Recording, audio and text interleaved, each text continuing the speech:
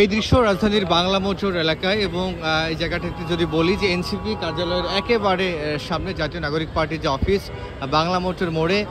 সেই জায়গার ঠিক সামনে কিন্তু পুলিশের বেশ নিশ্চিত নিরাপত্তা বলয় তৈরি করা হয়েছে এবং পুলিশের চেকপোস্ট কার্যক্রম চলছে। গাড়িগুলো চেকিংয়ের মাধ্যমে এই পথ পাড়ি দিচ্ছে এবং যে কথা না বললেই নয় যে গত কয়েকদিন আগেও এই পথ ধরে কিন্তু আমরা দেখেছি যে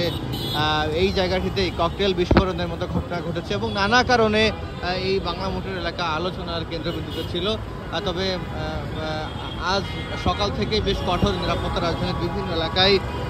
র্যাব পুলিশের পাশাপাশি রাজধানীতে বিজিবি মোতায়েন করা হয়েছে। তবে বাংলা মোটর এলাকায় এসে আমরা যে ব্যাপারটি দেখলাম যে এই জায়গাটিতে পুলিশের যে নিরাপত্তা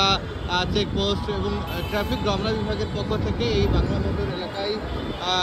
যে কার্যক্রম পরিচালনা করা হচ্ছে সেটা আসলে দেখছে মূলত এটি গাড়িগুলো যেই চেকিংয়ের মাধ্যমে আনা হচ্ছে যেন